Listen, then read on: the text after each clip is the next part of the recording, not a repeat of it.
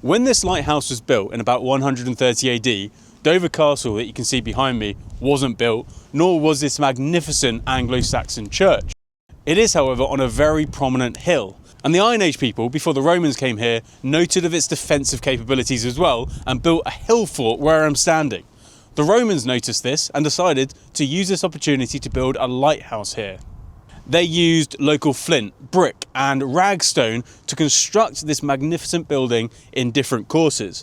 There are 4 Roman courses and the top one is much later. This church behind me dates to about 1000 AD. If you look very closely, you can see some Roman building materials, particularly the red bricks used in construction of this Anglo-Saxon church. We discussed earlier that this would have originally been 24 meters tall. It's just under half of that height now, at just under 16 meters. All of that building material would have either been lost or reused to build this magnificent church. Now, if you look very closely, you can see the top part of the Roman lighthouse looks a bit more modern than the bottom.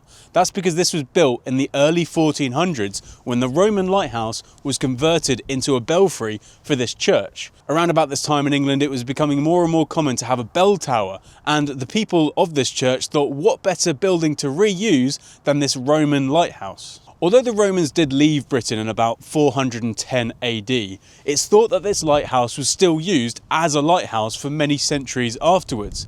There's a reference in the 12th century to a lighthouse keeper in Dover, where this lighthouse is, suggesting that it was still used as a lighthouse many centuries after the Roman Empire had fallen in the west. In the 1580s, a roof was added to the Roman pharos, making it into a gunpowder magazine, a storage facility.